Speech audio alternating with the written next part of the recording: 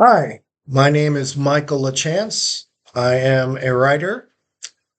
I write in romance, historical romance, mystery, comedy, and adventure.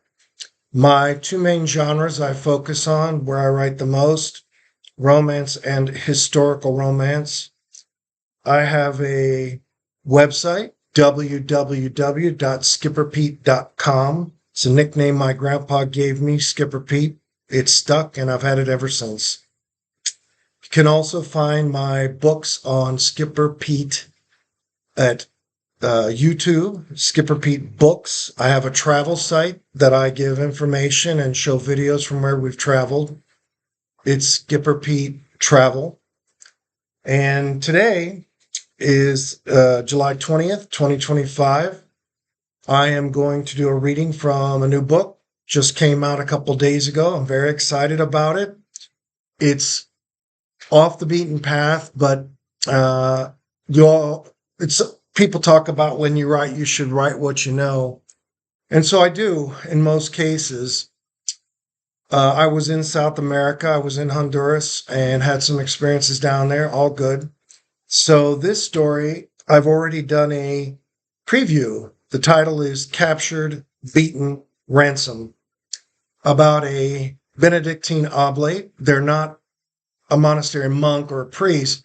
They're kind of like ROTC for military. They're civilian. They can put on a uniform, but they really don't go on missions abroad or anything. In this case, though, my main character, Paul, does go on a Christian mission to South America in the Amazon with a Benedictine monk. Uh, and he unfortunately gets into a lot of trouble. So this story has plots, subplots, and we have the single character Paul who has to overcome what's happened to him. He's beat to near death. The reading that I'm going to do is from the scene where the rebel commander's brother unfortunately has experienced some really bad things, and he blames Americans for all the stuff that's going on, and he wants vengeance. He wants his bloodlust fulfilled. He's already had one experience of it earlier in the story, where capitalism uh, basically somebody murders his youngest brother, and David takes vengeance upon this guy, and that's the basis for his ongoing bloodlust. And now he's got this white boy, Paul, this 20 something that they've captured. They want to ransom to get money. And they honestly have an intention of releasing Paul, but David has other plans. And so my reading today is from the part after he's captured, and Alejandro's brother, David, has Paul. He's taken him from the village, their rebel camp, into the woods, into this place where he has gone before, cave, and he's gonna make Paul, excuse me, David's gonna make Paul pay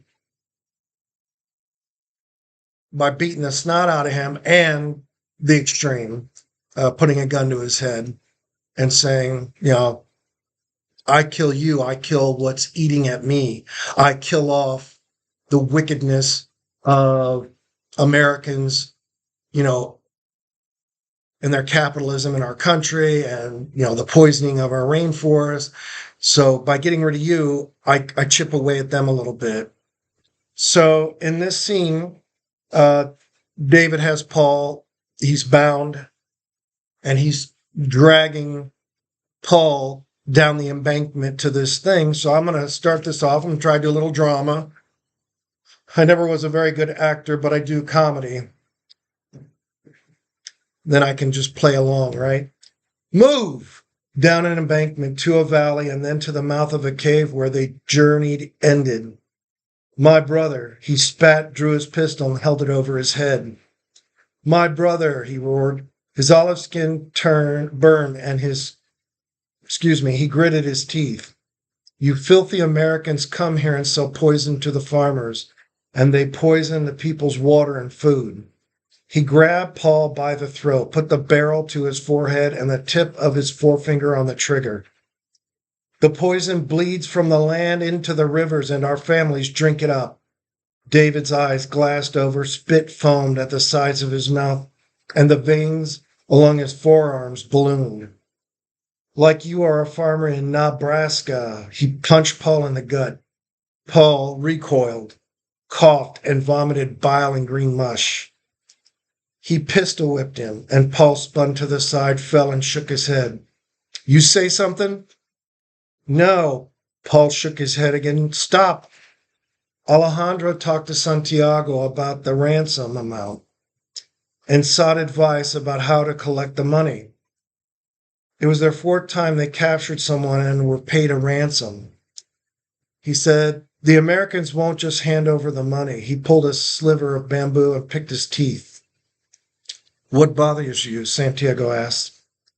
If they are common people, they will ask for help from a senator or congressman. Alejandro got up from his desk.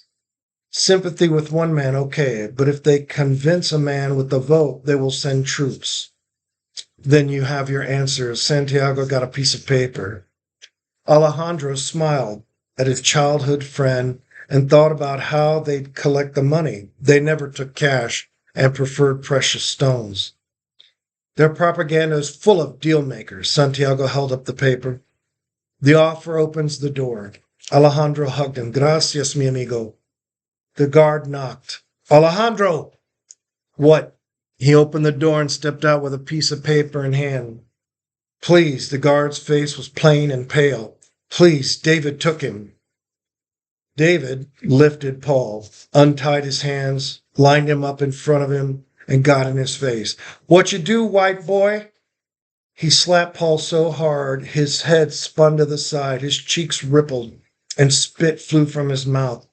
Ah! He recoiled, fell back, and then fought to keep himself upright. Please! David kicked his chest, kicked his legs, and kicked his head. Piece of filthy American crap. He drew back to kick him again, and then put his foot down. He pointed the gun at Paul. Get up! He backhanded him. Come on, white boy! Paul was dazed, and the jungle turned sideways. What? He got to his feet, looked at David, and smiled. You smile at me? He threw a hard hook, and the blow knocked Paul over a log. Paul's feet kicked out from under him, and he fell backwards. The back of his head hit a rock-solid root, and he didn't move. Then his eyes fluttered. His body shook like his muscles were hit with a jolt of electricity. And he jerked forward, backward, to one side and then the other. Damn him! Alejandro grabbed his belt with his gun, wrapped it around his waist, and locked it. Come! He, Santiago, and the guard ran toward the back of the hut and then into the jungle. The cave!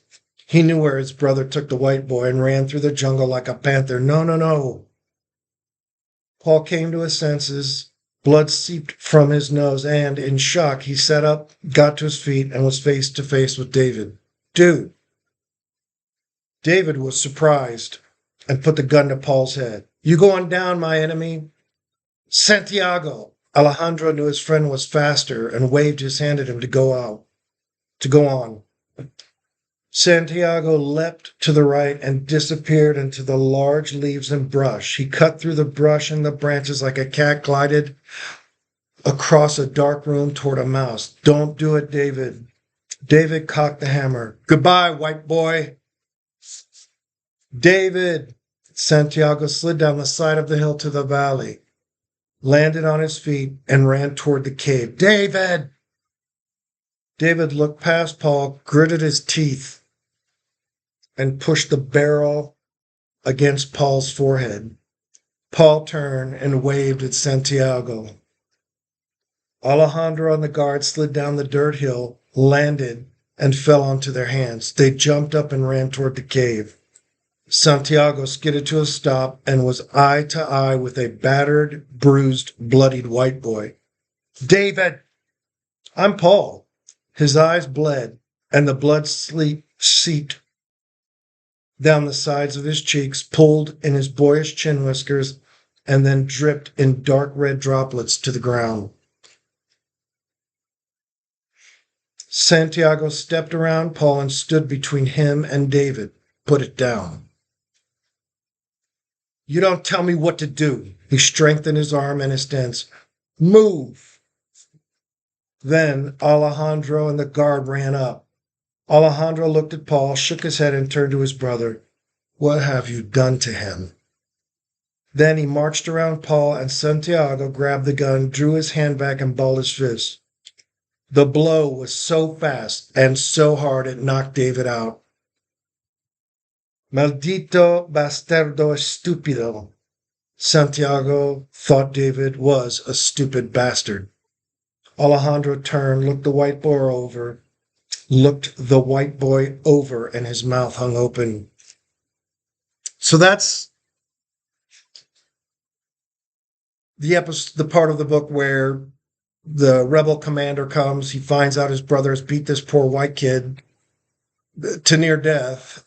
And you'll find out more when you buy the book. Captured, Beaten, Ransomed is available at all the major booksellers. I have been moved from Smashwords to Draft to Digital. And so Draft to Digital has a huge base.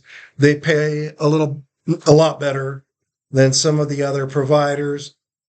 So you can find it in ebook there. Hardcover, you have to go to Amazon. Paperback, you have to go to Amazon.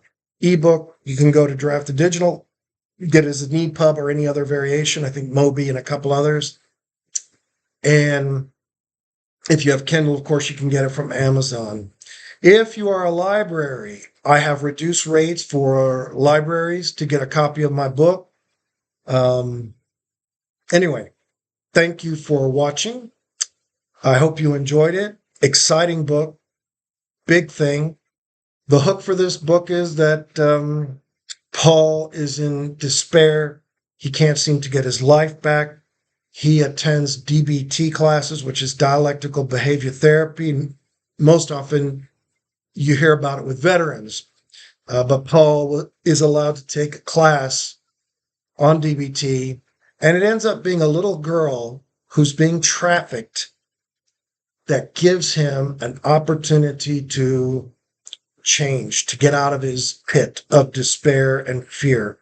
So he can either break out of his shell of this horror that's happened to him and save her and him, or he, continues down the rabbit hole, and that's it for Paul.